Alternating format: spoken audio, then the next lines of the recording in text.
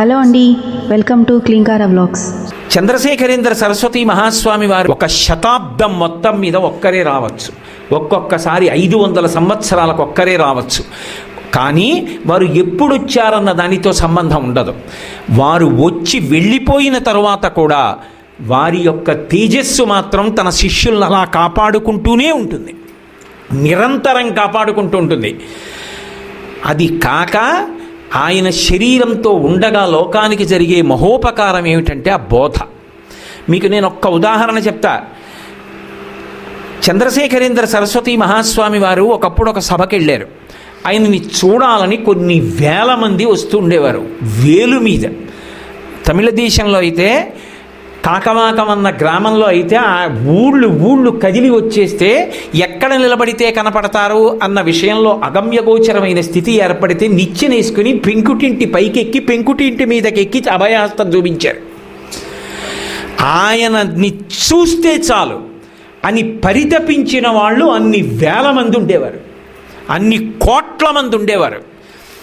ఉన్నప్పుడు ఆయన కనపడి వెళ్ళడం కాదు, మీరు ఎంతసేపు మాట్లాడారు కాదు, ఏమి మాట్లాడి ఉద్ధరించారన్నది ప్రధానం. ఎందుకంటే వాక్కు అగ్నిహోత్రం. ఒక్కొక్కసారి మాట్లాడారంటే కొన్ని కోట్ల మందిని ఉద్ధరించాలంతే. ఒకానొక సభకి వెళ్ళారు, కనుచూపు మేర జనం. ఆయన వచ్చిన వాళ్ళు ఉత్తినే వస్తారండి. పీఠాధిపతుల దర్శనానికి అరటిపళ్ళు అట్టుకుని, యాపిల్ పళ్ళు అట్టుకుని, బత్తాయి పళ్ళు అట్టుకుని, పువ్వులు అట్టుకుని అన్నీ పట్టుకుని వస్తారు. పటికి బెల్లం పట్టుకుని, జీడిపప్పు పట్టుకుని వస్తారు. ఆయన అలా అవన్నీ ఆయనకి కావాలా? ఆఖరాఖరణ ఆయన పేగులు అంటుకుపోయాయి లోపల. ఆకలి వేసినప్పుడు అన్నం తినక ఏమి విశ్వనాథ శాస్త్రి గారు వైద్యులు వచ్చి పరీక్ష చేస్తే వైద్యుల్ని పక్కకి పిలిచి ఆయనే చెప్పారు, నాకే తెలుసు, నేను దీనికి ఆకలి వేసిన వేళ పట్టున తినక దీని లోపల పేగులు అంటుకుపోయాయి, నాకు తెలుసు అని చెప్పారు. ఆయనకి దాని మీద ఆయనకి దాని మీద ఆసక్తి లేదు. ఆయన ఈ వచ్చిన వాళ్ళందరినీ చూసి ఒక మాట అన్నారు, ఇన్ని వేల మంది నా కోసం వచ్చారు, మీ అందరూ నాకు ఇవ్వాలని ఏవేవో తెచ్చారు. నేను సన్యాసిని, వృద్ధుణ్ణి, మిమ్మల్ని అందరినీ యాచిస్తాను. భిక్షాటన చెయ్యవచ్చుగా సన్యాసి, మిమ్మల్ని అందరినీ భిక్ష అడుగుతున్నాను, నేను అడిగింది ఇస్తారా అని అడిగారు. మహాస్వామి అంతటి వారు భిక్ష అడుగుతున్నాను ఇవ్వండి అంటే ఆ ఊరి జనం పంట పండినట్టు కాదు, ఇచ్చేస్తాం అన్నారు. ఎవ్వరూ ఇవ్వలేనిది కాదు, అందరూ ఇవ్వగలిగినదే అడుగుతాను అంటే, అమ్మో ఏమన్నా నేను ఇవ్వలేనేమో, 2 ముత్యాలు ఇమ్మంటారేమో, 4 వజ్రాలు ఇమ్మంటారేమో అన్న బెంగేం లేదుగా. అందులో ఆయన అడుగుతారా అలాంటివి? ఇచ్చేస్తాం అన్నారు. ఆయన అన్నారు, ఇకపైన మీరు ఎంతకాలం జీవిస్తారో అంతకాలంలో ప్రతిరోజులో ఒక 10 నిమిషాల సమయం మాత్రం మీది కాదు, నాకు ధారపోసేయండి ఈ సభలో. ఒక రోజులో 24 గంటల్లో 23 గంటల 50 నిమిషములు మీది, 10 నిమిషములు నాది. 10 నిమిషములు నాకు ధారపోస్తారా? ధారపోసేస్తున్నాం మీకు, మంచిదే. ఇప్పుడు మీరు బ్రతికున్నంతకాలం ప్రతిరోజులో 10 నిమిషాలు ఎవరివి? నావి. ఆ 10 నిమిషాలు నేను చెప్పినట్టు మీరు చెయ్యాలి. చేస్తారా? ధారపోసేశాక కాదని ఎలా అంటారు? మీరు నాకు పంచెలు చాపిస్తే కట్టుకోకుండా ఎలా అంటారు? నా ఇష్టం, కట్టుకుంటాను, మెంతి మీద పెట్టుకుంటాను, పక్కన పారేస్తాను, ఏది చేసినా అది నాది. ఇంకా కాబట్టి నేను చెప్పినట్టే చెయ్యాలి. ఏం చెయ్యమంటారు? ప్రతిరోజు ఈ 10 నిమిషాలు మీరు భగవన్నామని చెప్పాలి. అది మీది కాదుగా, నాకు ధారపోసేశారుగా, ఆ 10 నిమిషాలు భగవన్నామని చెప్పండి. ఆయన కోసమా? అంటే ఎంతసేపు ప్రసంగం చేసి మనసు మార్చాలి? ఆయన మాట్లాడింది ఒక 5 నిమిషాలు, కానీ ఈ సందేశం ఆ ఊళ్ళో వచ్చిన వాళ్ళకి కాదు, ఇది విన్న ప్రతివాడు 10 నిమిషాలు ధారపోసాడు ఆయనకి. పూనిక ఉంటే మనం కూడా ధారపోసేయచ్చు. మన గురువు గారు అన్న నమ్మకం మనకుంటే, స్వామి మీకు మేము ఇవ్వగలిగినటువంటి గొప్ప కానుక, మీరు జీవిత పర్యంతంలో అడిగిన కానుక రోజుకి 10 నిమిషాలు. ఇదిగో ఈ క్షణంలోనే సంకల్పం చేస్తున్నాను, ప్రతిరోజు 10 నిమిషాలు మీవి అని ధార పొయ్యగలిగితే ఆ 10 నిమిషాలు రామనామం చెప్పండి, శివనామం చెప్పండి, భగవన్నామం చెప్తే ఆయన కోసమా? ఆ 10 నిమిషాలు చేసేశాక ఏతత్ఫలం సర్వం శ్రీ చంద్రశేఖరేంద్ర సరస్వతి స్వామి పరబ్రహ్మార్పణమస్తు, నక్షత్రాలు నీళ్లు విడిచిపెట్టమన్నారు ఆయన? కాదు, మన కోసం. అయ్యో వీడు పాడైపోతున్నాడే, 10 నిమిషాలైనా భగవన్నామని చెప్తే తరిస్తాడని 10 నిమిషాలు భగవన్నామని చెప్పించారు. ఎక్కడెక్కడ ఏది పట్టుకోవాలో అది పట్టుకునేటట్టు చేశారు, ఎక్కడెక్కడ ఏది విడిచిపెట్టాలో అది విడిచిపెట్టేటట్టు చేశారు. అసలు ఒక జగద్గురువుగా అది ఆయన సాఫల్యం. అందుకే వారి అవతారం పరిసమాప్తమైపోయి ఉండవచ్చు. శంకరాచార్యుల వారి బోధనలు యావత్ ప్రపంచాన్ని ఎలా ప్రభావితం చేశాయో, చంద్రశేఖరేంద్ర సరస్వతి స్వామి వారి యొక్క ప్రబోధాలు ఈ భూచక్రం ఉన్నంతకాలమో ఆయన నమ్మిన వారిని ప్రభావితం చేస్తూనే ఉంటాయి, కాపాడుతూనే ఉంటాయి, రక్షిస్తూనే ఉంటాయి. ఇంత గొప్ప విజయం సాధించినటువంటి జగద్గురువు, మహాపురుషుడు, జన్మతః గురువుని ఆశ్రయించి జీవించని వారు కారణజన్ములై అంత విద్యాభ్యాసం చేసి, అంత తపస్సు చేసి, అంత శక్తి పొంది అనితర సాధ్యమైన రీతిలో లోకోద్ధరణకు పూనుకున్నటువంటి మహాపురుషులు కనుక శంకరులు ఏ ధర్మం నిలబడాలని కోరుకున్నారో ఆ ధర్మాన్ని వ్యాప్తి చెయ్యడమే చంద్రశేఖరేంద్ర సరస్వతి స్వామివారి యొక్క అవతార ప్రధాన లక్ష్యము. ఇది బాగా జ్ఞాపకం పెట్టుకోండి. మనం చెయ్యవలసింది ఏమిటి? మహాస్వామికి ఎన్ని బిల్వదళాలతో మీరు పూజ చేశారు ఆయనకు అక్కర్లేదు. మీరు ఆయనే తరచుగా చెప్తుండేవారు, గభీరే కాసారే విశతి విజనే ఘోర విపినే విశాలే శైలే చ భ్రమతి కుసుమార్థం జడమతి సమర్ప్యై చేత సరసిజముమానాథ భవతే సుఖేనావస్థాతుం జరైహ నజానాతి కిమహో అన్నారు. అందుకే చంద్రమౌళీశ్వర శాస్త్రి గారు ఏ మంత్రం జపం చేయమంటారంటే, మళ్ళీ కొత్తగా మంత్రం ఎందుకు, ఆ జపం లేదు, సోహం అది చెయ్యి అన్నారు. దాన్ని బట్టి అర్థం అవట్లా ఆయన ప్రబోధం ఎంత తీవ్ర స్థాయిలో ఉంటుందో. ఉద్ధరణ ప్రధానం, ధర్మం ప్రధానం. అందుకే ఆయన తొట్టతుద ఊపిరి వరకు, బ్రహ్మీభూతులయ్యే వరకు ఆయన ఈ లోకానికి ప్రబోధం చేసిందంతా ఒకటే, ధర్మం ధర్మం ధర్మం. ధర్మాన్ని నమ్మండి, ధర్మం మిమ్మల్ని కాపాడుతుంది. అందుకే వారు ఏదైనా పాఠశాలకు వెళ్ళారనుకోండి, పిల్లలందరూ వచ్చి ఆయన్ని చూడ్డానికి వస్తే చెట్టు కింద కూర్చుని రామో విగ్రహవాన్ ధర్మ, రాశీభూతమైనటువంటి ధర్మమే రాముడు, అందుకే రామనామం రాయండి అనేవారు. గుండ్రంగా వ్రాయండి, కానీ ఎవరు ఎక్కువ మాటలు రాస్తే వాళ్ళకి బంగారు మాడ ఇస్తా, 2వ బహుమానం వెండి మాడ ఇస్తా, 3వ బహుమానం రాగి మాడ ఇస్తా, రామనామం రాసిన అందరికీ మాడలు ఇస్తా. రామన్ రాయించారు ఒకప్పుడు ఆయనకి స్వాగత సభలో. ఆంధ్రదేశంలోనే ఒక చోట కామకోటి 80 రామకోటి అన్నారు స్వాగత పత్రంలో.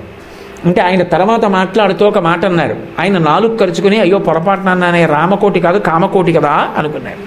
స్వామివారు మాట్లాడుతూ జవాబు చెప్తూ అన్నారు, వారు తప్పనలేదు, అది కామకోటే కాదు రామకోటి కూడా.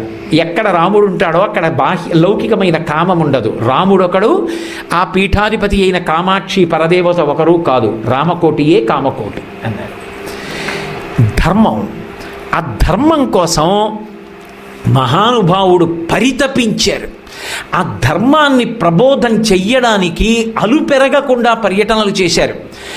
ఆయనే నిజంగా ఐశ్వర్యాన్ని కోరుకుంటే, ఆయనే డబ్బు సంపాదించాలి పీఠానికి అనుకుంటే, ఆయనే పీఠానికి ఎన్నో ప్రాంగణాలు కట్టాలి అని అనుకుని ఉంటే చంద్రశేఖరేంద్ర సరస్వతి స్వామి వారు పల్లెటూళ్లలో కన్నా పట్టణాల్లో ఎక్కువ పర్యటనలు చేసి ఉంటే కామకోటి పీఠానికి తర్వాత ఒక 108 మంది పీఠాధిపతులు వచ్చినా తరగని సంపద వచ్చి ఉండేది. నాతో అంగీకరిస్తారా విశ్వనాథ శాస్త్రి గారు? కానీ పట్టణాలకి వెళ్లకుండా ఎక్కడ భిక్ష చేశారో అక్కడ ఉండకుండా మరునాడు సాయంకాలానికి బయలుదేరి ఇంకో పల్లెటూరు వెళ్ళేవారు. పరమ పల్లెటూరులకి వెళ్ళి ఎక్కడ భక్తి ఉందో అక్కడికి వారి నాన్నగారు పిలిస్తే రాలా. ఎన్ని చోట్లకి, ఎన్ని పల్లెటూళ్ళు ఆర్తి పొందాలి మనసులో, అంతే. ఓ బ్రాహ్మణుడు మహాస్వామి వారు వస్తే బాగుండని కోరుకున్నాడు. విపరీతమైన జనం, నాకెక్కడ దర్శనం అవుతుందని వెళ్ళిపోయాడు. ఆయన సర్వజ్ఞులు, ఆయనకి తెలియదు. ఆయన వెడుతూ ప్రత్యేకం మేనా బ్రాహ్మణుడి ఇంటి ముందు ఆపించి పడుకున్నాడు, లేపకండి వస్తాడని. బయట అరుగు మీద కూర్చున్నారు. ఏమి దయామయులు. ఆ బ్రాహ్మణుడు తెల్లవారకట్ట నిద్రలేచి బయటికి వచ్చాడు. ఇలా చూసేటప్పటికి మహాస్వామి కూర్చున్నారు. హడిలిపోయి అక్రూరుడు నేల మీద స్వర్ణదండంలా పడిపోయాడు. అమ్మ బాబోయ్, నా తండ్రి, నా దైవం, నా గురువు వచ్చి అరుగు మీద కూర్చుంటే లోపల పడుకున్నానా అని. అంతటి కరుణామూర్తి. అటువంటి వారిని నమ్మి ఒక్క నమస్కారం చేస్తే చాలు, మన ఉద్ధరణ ఆయన చూసుకుంటారు. అది పూనిక. ఆ పూనిక మనం పొందితే ఆయన సంతోషిస్తారు. ధర్మమునందు మనం అనురక్తి పొందితే ఆయన సంతోషిస్తారు. జగద్గురువులుగా చంద్రశేఖరేంద్ర సరస్వతి స్వామివారి జీవితంలో అంత కష్టపడి 86 సంవత్సరముల వయస్సులో ఎవరు ఊహించని రీతిలో అకస్మాత్తుగా ఒక రోజున మళ్ళీ నేను బయలుదేరుతున్నానన్నారు సంచారానికి. ఎప్పుడు 86 ఏళ్ళు. ఆ పంచె ఇలా పై కట్టుకుని దోపేసుకుని ఇలా సత్యదండం పట్టుకుంటే మోకాళ్ళు ముడతలు పడిపోయి వేరుశనగకాయ మీద ఉన్నటువంటి డొక్కల్లా ముడుచుకుపోయి ఉబ్బెత్తుగా చిన్న చిన్న మోచిప్పలతో సన్నటి కాళ్ళు పెద్ద పెద్ద పాదాలు ఇలా పెట్టుకుని ఇంత బొట్టు మెడలో రుద్రాక్షమాలలు చిక్కిన శరీరంతో ఒంటి నిండా విభూతి అలదుకొని అప్పుడు కూడా పాదచారి అయి ఊరూరా తిరిగి చంద్రమౌళీశ్వరారాధన చేస్తూ ధర్మాన్ని ప్రబోధం చేసిన మహాపురుషుడికి మనం ఇవ్వగలిగినది ధర్మమునందు అనురక్తిని పొందడమే. అంతకన్నా ఇతర సిద్ధులకు పెద్దపీట వేయడం మాత్రం దోషభూయిష్టం. వాటికన్నా పెద్దపీట దీందే. ఎందుకనంటే వారు ఏం చెప్పారన్నది ప్రధానం, వారి జీవిత సందేశం ఏమిటన్నది ప్రధానం. దానికి దేశకాలములతో సంబంధం లేదు. ఎన్ని సంవత్సరముల కాలం గడిచిపోనివ్వండి, మనిషి తరించడానికి కావలసినటువంటి సమస్త సారమును నిక్షేపించారు వారు. అందుకే దేన్ని పట్టుకోవాలో దాన్ని పట్టుకొని చూపించారు. ఎక్కడ సిద్ధులు ప్రకటనం చెయ్యాలో అక్కడ ప్రకటనం చేశారు ఆ కారుణ్యంతో. మీకు నేను ఒక్క ఉదాహరణ చెప్తాను. ఒక్క ఉదాహరణ చెప్తాను మీతోటి. ఒకానొకప్పుడు పీఠంలో ఒక గోవు ఈనుతోంది. గోవు అంటే ఆయన ఎన్నడూ పశువు అన్న మాట వాడలేదు. గోవు అంటే ఆయన దృష్టిలో పరదేవత. కామాక్షి పరదేవతకి గోవుకి అభేదం. ఆయన ఎప్పుడూ పశుపూజ అని చెప్పలేదు. ఆయన తరచుగా చెప్పేవారు గజపూజ పశుపూజ, అశ్వపూజ పశుపూజ, గోపూజ పరదేవతా పూజ అని చెప్పేవారు. ఏం శాస్త్రి గారు? అటువంటి మహాస్వామికి గోవు అంటే ప్రాణం ఆయనకి. పీఠంలో ఆ మధ్యకాలంలో నేను ఒక రాత్రి పీఠ దర్శనానికి వెడితే శంకర విజయేంద్ర సరస్వతి స్వామి వారు మళ్ళీ ముమ్మూర్తుల చంద్రశేఖరేంద్ర సరస్వతి స్వామి, విజయేంద్ర సరస్వతి స్వామి వారు కూడా అంతే. ఎంత ప్రేమో! నేను వెళ్ళిపోతుంటే వారు రావాలా మహానుభావుడు. నేను ఎంతటి వాడిని బయటికి వచ్చి సాగనంపుతూ, కోటేశ్వరరావు ఇక్కడేనయ్యా స్వామి పండిపోతున్న రోజుల్లో పాకేసుకుని ఉండేవారు, ఈ పక్కనే గోశాలు ఉండేదయ్యా, ఈనడానికి సిద్ధంగా ఉన్న ఆవు ఇక్కడుంటే ఈనుతోందని తెలియగానే బెల్లం ముక్క బియ్యం చేత్తో పట్టుకొని ప్రదక్షిణం చేసి పెట్టేవారయ్యా. మనకి నేర్పడానికి, ఒక గోవుని కాపాడుకోండి అన్న సందేశం ఇవ్వడానికి శరీరం వడిలిపోయినప్పుడు కూడా చేశారు. పీఠంలో గోవు ఈనలేకపోతుంటే పశువైద్యులు వచ్చి చూసి లోపల ఉన్న దూడ చనిపోయింది, ఆవు కడుపులో దూడ చనిపోతే ఆవు ఈనదు కాబట్టి ఆవు కూడా మరణిస్తుంది, ఈ ఆవుకి ఇక ఆయుర్దాయం లేదని చెప్పారు. స్వామి చంద్రమౌళీశ్వరార్చన చేసి దిగుతున్నారు, పరిగెత్తుకుంటూ వెళ్ళారు. వెళ్ళి స్వామి పీఠంలో ఉన్నటువంటి గోవు కడుపులో ఉన్న దూడ మరణించిందిట, కాబట్టి గోవు కూడా కొద్దిసేపట్లో మరణిస్తుందని వైద్యులు చెప్పారన్నారు. ఆగలేదు ఎక్కడ, సత్యదండం పట్టుకొని తిన్నగా బయలుదేరి వచ్చారు అపరశంకరుడు. వచ్చి నిలబడి దాని పృష్ఠభాగం వంక అలా చూశారు, ముందుకెళ్ళి దాని ముఖం వంక పరమప్రసన్నంగా చూశారు. ఆయన చూపుల చేత అది ఏ ప్రసన్నతని పొందిందో టక్కున ఈనింది, ప్రాణంతో ఉన్న దూడ కింద పడింది. ఒక గోవు పీఠంలో మరణించడానికి వీల్లేదు, తన తపశ్శక్తిని దృష్టి చేత ధారపోసి బతికించి కాపాడారు. గోవుని కాపాడుకోండి. ఇప్పుడు ఆయన ప్రకటించిన ఒక చిన్న లీల మీకు ప్రధానమా? ఆయన జీవితంలో దేనికి ప్రాముఖ్యత ఇచ్చారో దానికి కూడా ప్రాముఖ్యతనిచ్చి జీవితంలో పట్టుకుని మీరు కూడా అటువంటి పని ఒకటి చేసి తరించడం ప్రధానమా? నేను ఒక ఆవుని కొని ఆవుని దోణ్ణి పోషిస్తున్నాను అని దాన్ని కాపాడడం ప్రధానం. అంతవరకు ఎందుకండి, అదేంటి శేషాద్రి శర్మ గారు ఆ ఇంట్లో ఆవుని పెంచి దానికి దూడ పుడితే ఆ దూడ పెద్దదై ఆవు అయిన తర్వాత మహాస్వామి వారికి ఇవ్వాలని సంకల్పం చేశారు. సంకల్పం చేస్తే ఆ ఆవు ఈనింది. ఆ ఈనుతున్నప్పుడు ఆ ఆవు దూడ కూడా చనిపోతుందని చెప్పారు. పౌర్ణమి ఆ రోజు విశ్వనాథ శాస్త్రి గారిలాగే చంద్రబింబం వంక చూస్తూ మహాస్వామిని ధ్యానం చేశారు. ఆయన అనుగ్రహం, బతికున్న దూడ, పెయ్యి దూడ పుట్టింది. ఈ దూడని పెంచి పెద్ద చేసిన తర్వాత నేను మహాస్వామికి ఇస్తానన్నారు. అది పెరిగి పెద్దదైంది. కానీ చమత్కారం ఏమిటంటే ఆ ఆవు పొల్లలేదు, ఏ వృషభంతో అది కలవలేదు. ఇక ఇది పొల్లట్లేదు కాబట్టి ఇది దూడని కనదు కాబట్టి పాలివ్వదు. కాబట్టి ఎలా ఇస్తాను పీఠానికి అని ఆయన అమ్మేశారు. దేనికో ఎవరికో అమ్మేశారు. 400 రూపాయలు వచ్చాయి. ఆ డబ్బు పట్టుకెళ్ళి మహాస్వామికి ఇచ్చారు. స్వామి ఆవిద్దాం అనుకున్నాను, కానీ నేను ఏ ఆవు పొల్లిన తరువాత ఈని దూడని కన్న తర్వాత తెచ్చిద్దాం అనుకున్నానో అది పొల్లలేదు. అందుకని దాన్ని అమ్మేశాను. 400 వచ్చాయి. నా సంకల్పానికి దోషం రాకూడదు, ఆవుకు బదులు డబ్బు ఇచ్చేస్తున్నాను అన్నారు. ఆయన అన్నారు మహాస్వామిలా తిరిగి, నువ్వు ఎవరికి పొల్లలేదని చెప్పి ఆవునిచ్చేశావో దానితో బరువులు మోయిస్తే, ఒకవేళ అది ఎలాగో పొల్లదు, ఈనదు, దూడని కనదు, పాలివ్వదని వాళ్ళు దాన్ని చంపి ఉంటే దాని నెత్తురు మాంసం తట్టలో పెట్టి నాకు ఇచ్చావా అని అడిగారు. అని నాకు ఈ డబ్బు అక్కర్లేదు, వెళ్ళి ఆ ఆవుని పట్టుకొచ్చి అన్నారు. ఆయన ఎంత కష్టపడ్డారో ఆవు ఎక్కడుందో కనిపెట్టడానికి. యథార్థమా కాదండి? వారింటి పేరు వారే. వాళ్ళ నాన్నగారు. నేను అలా అనకూడదని అనలేదంతే. ఇదేంటి ఎంత వెతికారో, ఎక్కడో లంబాడీల దగ్గర ఉందా ఆవు అని తెలిసింది. ఆ ఆవు దొరకలేదు. మహాస్వామికి తీసుకొచ్చి ఆవు అప్పగించాలి, ఎలా? అప్పుడు వాళ్ళ పరివేదన గమనించి కబురు చేశారు, ఆ ఆవు కోసం ఇంకా వెతకద్దులేండి, కానీ ఇక పైన ఎప్పుడు గోసేవలో మాత్రం గ్యామరకుండా జీవించండి, ఏ కారణానికి ఆవుని అమ్మవద్దు. అది ఆయనకేనా చెప్పింది? వాళ్ళ నాన్నగారికేనా?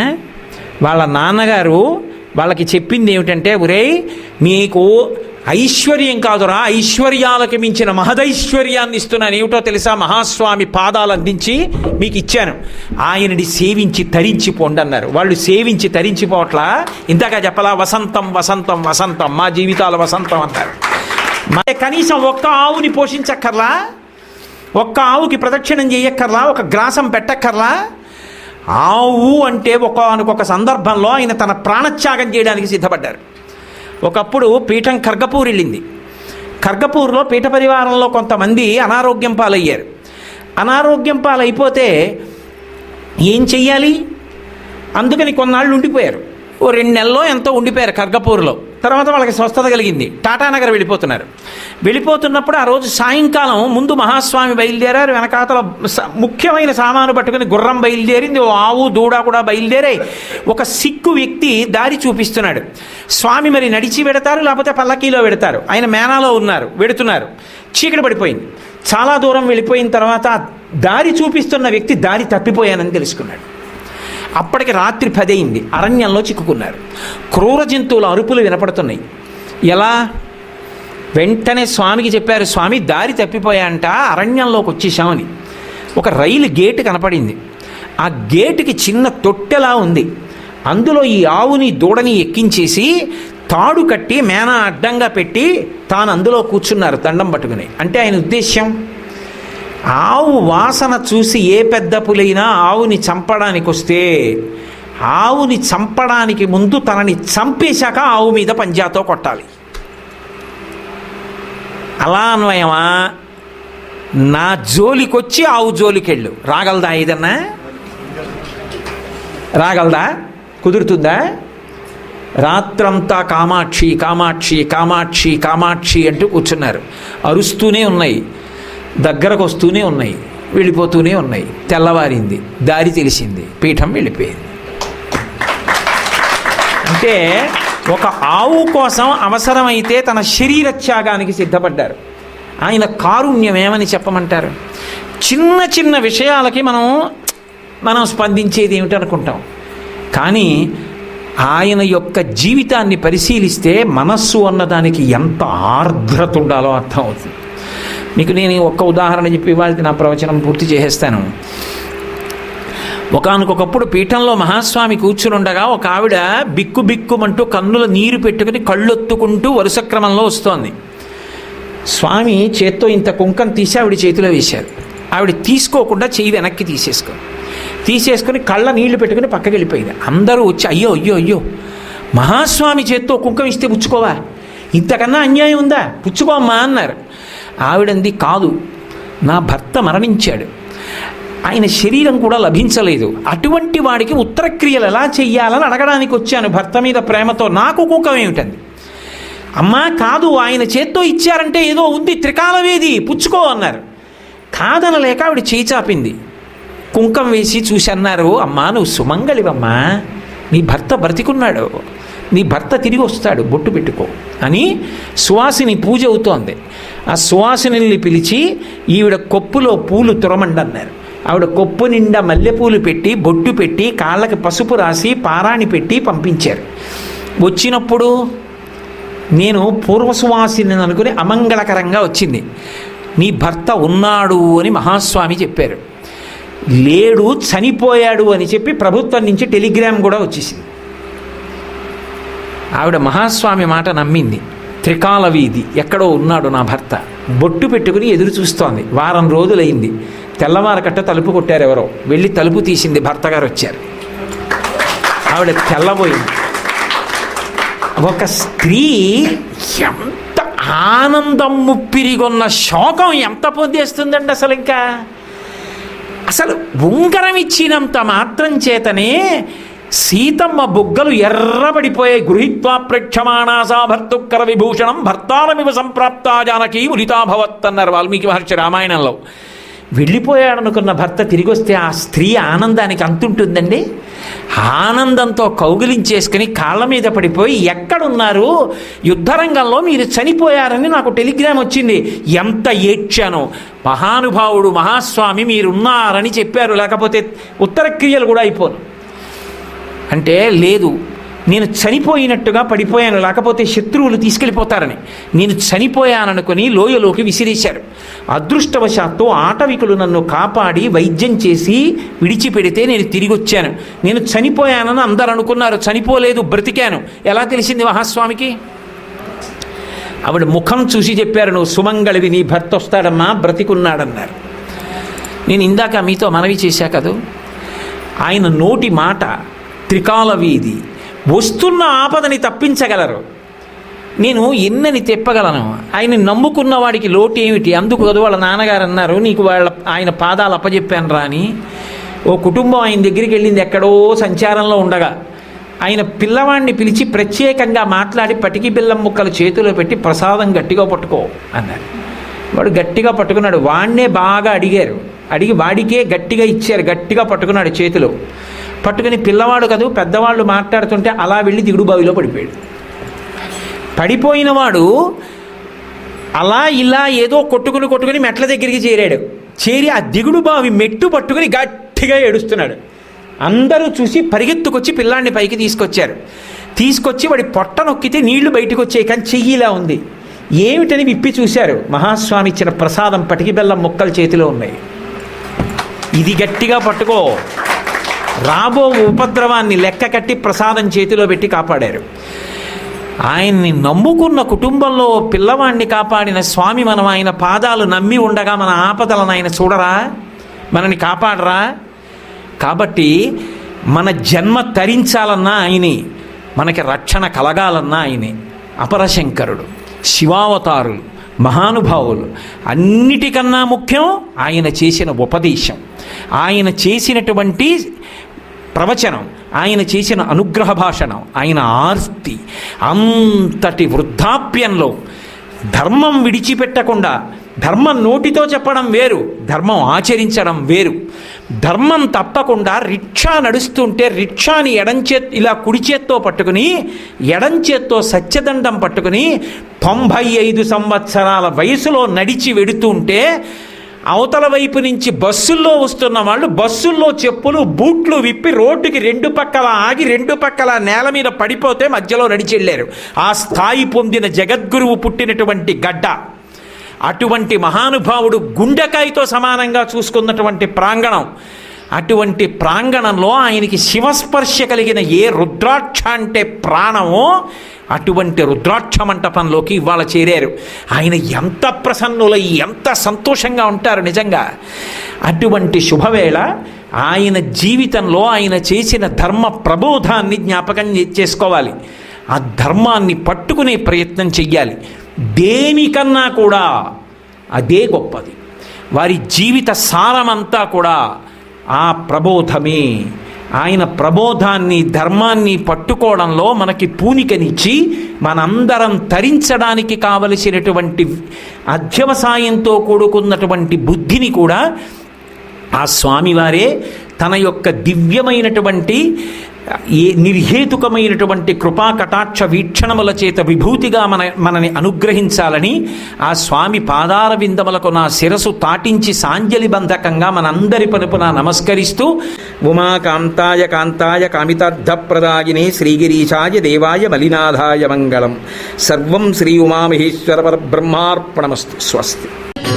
జయ శంకర హర హర శంకర జయ జయ శంకర హర హర శంకర జయ జయ శంకర హర హర శంకర.